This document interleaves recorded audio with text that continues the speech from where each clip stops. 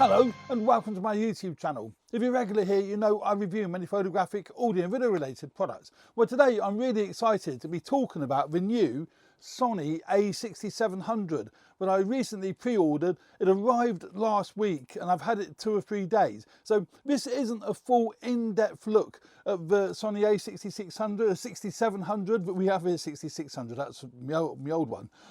This isn't an in-depth look at the a6700, which we have here. This is more of an overview of my initial thoughts of the a6700 since I've owned it. And off the top, I love it. It's a really great camera. Very pleased that I pre-ordered it and really enjoying using it. And there's quite a few advantages over the a6600 that I have found in the last 3 days, 2 or 3 days. And I'm going to go through some of them with you, just so you've got an idea what I think of the a6700 and some of these, I think, key advantages. I've come across 13 advantages I have found with the a6700. Obviously there's going to be more as time goes on, and I would highly recommend anyone who's interested in this video should subscribe to the channel, because there are going to be more videos to do with the 6700.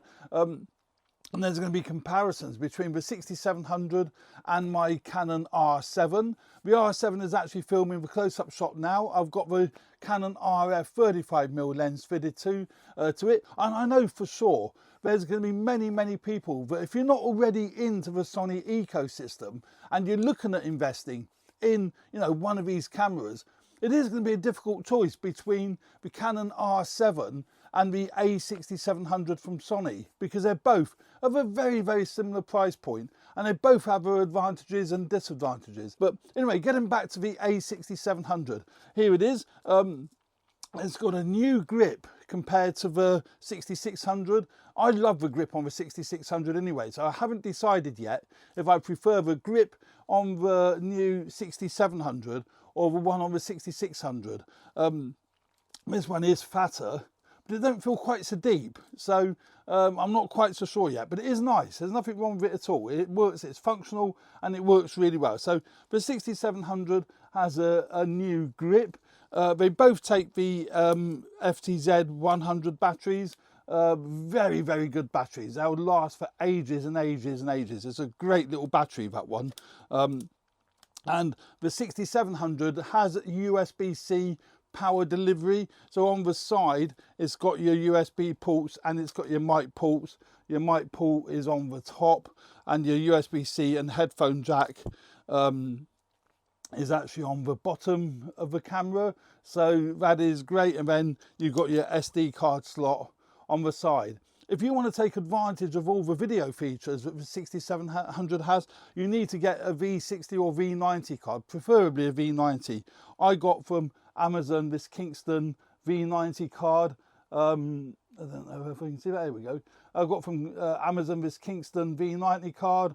And I'm having no problems with it. I've only been experimenting with video on here so far. I've not done any specific filming with it. I've only had it 2 or 3 days, but I will be using it as a main camera for a lot of my shoots. So I think the V90 card is going to be the best one. I've got a 128 gig card in there. So as I say, they moved the SD card slot from underneath to the side. That is fantastic, because most of what I do is here in the studio and they're on tripods. There's nothing more frustrating than having to take the camera off the tripod to get to the SD card slot. And some cameras you have to actually move a plate. On my Canon R50 over here, it is a really compact camera, but I not only have to take the camera off the tripod with that camera, I actually have to take the plate off the camera to get to the SD card slot. So that's a great improvement that they've moved the SD card slot to the side. Now it's got touchscreen, which is awesome. That's the first camera in the Sony range to actually have a fully functional touchscreen. So you can slide up to get to your quick functions, as well as using the function button. You can change your ISO settings, your apertures, your shutter speeds. So if I click on there, I can change my exposure compensation, all done on the touchscreen. Touch to focus, anything you can think of, you can now use the touchscreen for. And it's also great, but it's got a video record button on the touchscreen. So you can set it to record, using the touchscreen. I think that is a great advantage over previous A bodies. I've got so used to that on my Canon cameras, but I love using the Canon cameras because everything is touchscreen. And particularly if you're doing vlogging or you're filming yourself or anything where it's facing you, I'm sure we've all come across the scenario where you're fumbling around, you've got the camera in front of you, you're fumbling around at the back of the camera trying to find the button that you want. You push all the wrong buttons and you change the wrong settings. I find that incredibly frustrating, and that does happen. On this camera, it's great, you can just touch the screen to change the settings. So if you want to hit record, just touch the screen. You want to change your aperture, just touch the screen. So much more flexible and so much easier. That alone is worth the upgrade investment. Again, particularly for video, not necessarily for stills, but particularly for video is great. It's got a better animal IAF than what the a6600 has. So, and that's for photography and for video. So if you know you are mainly into photography, and you photograph a lot of animals, you like doing wildlife, maybe you like photographing your cats and dogs. I'm going to go through some of the images I've taken on this camera with you, and there's a lot of photographs of me cats. This is brilliant because the animal IAF works so much better than what it does on the a6600. 6600 is good, this is great. So it picks up the eye or the body so quickly. It's instant, it's beautiful. So I love the animal IAF. Also, what I really like about it as well, getting back to the touch screen, you haven't got to fumble through menus. On the a6600, I've pre-assigned a function button to set up the animal and the human IAF. On this camera, all you need to do is go, there's a little, oh, wrong one, where are we? It's always difficult to do it when I can't see the screen properly because I'm filming. So there's a little, you can see there, a little human face just there. You click on that and that changes the IAF to whether it be human, animal, trains, planes, automobiles, birds, whatever, and you just do that. So obviously when you're using it normally like this, I can change that with my thumb and it's nice and easy. So great feature and a great implementation of the touchscreen from that point of view. This camera also has a separate control dial for setting up your video, photography or S&Q settings. On the top here, you've got your PASM dial for your aperture priority, shutter priority, programmed automatic, so on and so forth. But it's now got this button underneath it. It's not a button, this dial underneath it, which changes the S&Q to S&Q stills and photography. So that is great that they've actually separated out the control dial, you know, for that, rather than it being on the PASM dial.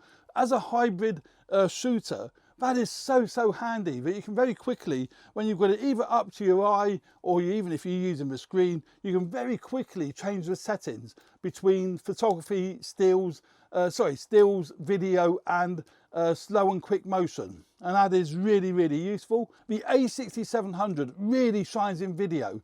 It shoots in 10-bit as well as 8-bit, but there's many different codecs, and 10-bit is pretty much its standard codec now. I don't know why you would want to shoot in 8-bit on this camera. It's 10-bit in 4K as well, where the previous a6000 cameras, a 6600, 6500, whatever, are all 8-bit cameras, even 8-bit via the HDMI port. This is all 10-bit, so it's going to be much better if you're shooting in S-Log or S-Cinetone, much better for editing. It's going to give you a much cleaner edit and much easier to work with. So great advantages there for video is its 10-bit video recording. The a6700 also features its multi-interface shoe. Now that has been on many of the previous Sony cameras, including my Sony ZV-1 that I'm filming over here, the close-up shots on, and also my a6600.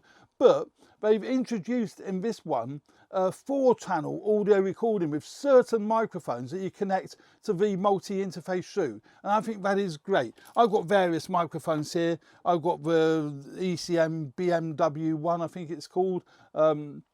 That is great, and of course that'll just slot straight onto the multi-interface shoe, and the audio signal is fed directly to the camera, and the camera provides the audio feed for the microphone as well. So that is a great feature, and you can see there, if I plug that in, you can see there the audio levels are showing on the screen. And also you can set this to digital as opposed to analog. With some of the previous cameras, you had to use the analog mode. This camera, it uses a digital mode, and it's saying you can set 4-channel audio with it. And I use these microphones a great deal because they're just so quick and easy. When I went outdoors and done some filming with this camera, I just stuck on the cheap Bluetooth wireless microphone kit that Sony make. Worked in digital mode. Works a treat, you know, works really well. It's automatic audio levels with this particular microphone. There's no manual adjustments with it. This multi-interface shoe is really great for adapting and using microphones. You don't need to plug leads in, and it's just so quick and easy, and there's no leads that are going to get in the way, get damaged, whatever. And also the big advantage now with the 6700, when you're using the interface shoe, the screen is a 3-inch fully articulating screen, so it comes out like, you know, so many other cameras do these days. So it comes out as opposed to flipping up. With the a6600, when I use these microphones, because the screen flips upwards, well, you couldn't see the screen. It was almost defeated the object of using these microphones, or you had to use an external monitor. Not with this camera. This camera has the 3-inch articulating screen, and I can see that beautifully. It's really great, and obviously with all the IAF features, and you can clearly see the audio level so much better now. I'm really pleased Sony have done that, because one of the frustrating things I found with Sony cameras, you couldn't clearly see the audio. They've moved the actual audio levels now out from the main display and sort of off at the top of the screen. So you can see that, and it's bright green. You can see that so much clearer. So again, that's another video feature that Sony have included with the a6700 that hasn't been in the previous cameras. This camera does feature the new Sony menu structure, and that took me a little bit of getting used to because I've got so used to the old system.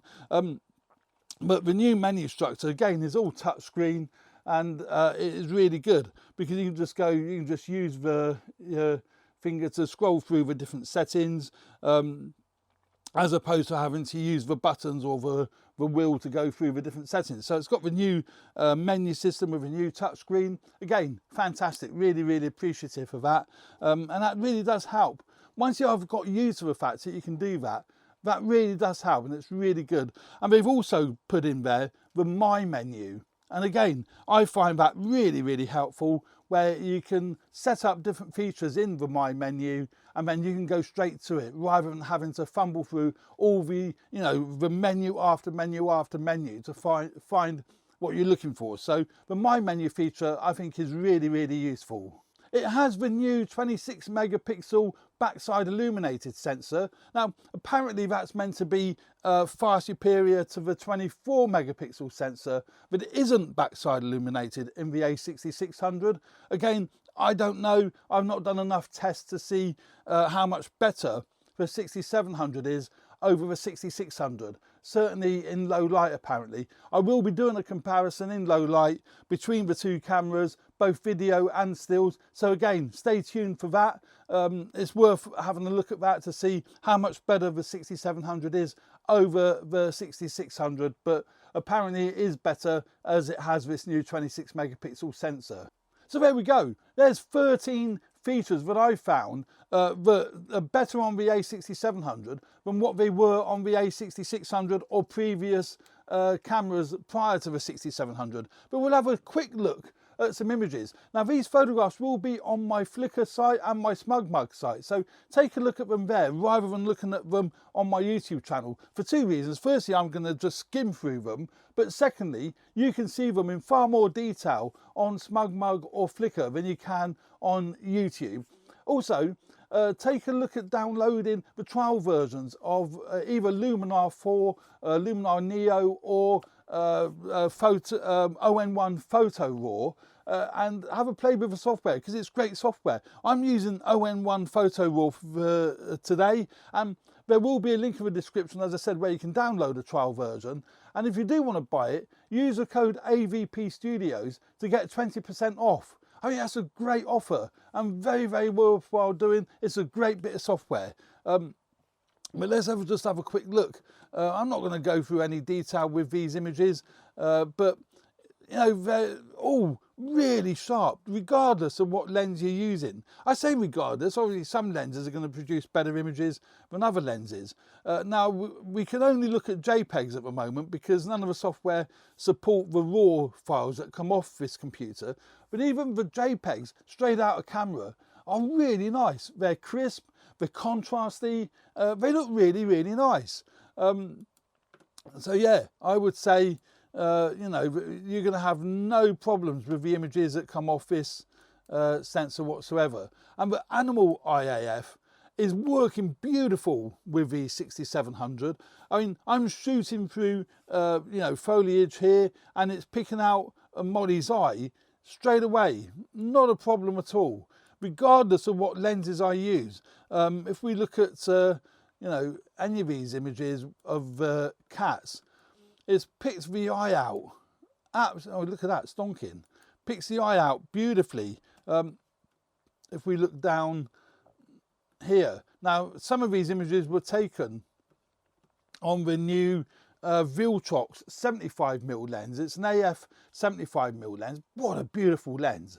I can highly recommend this lens.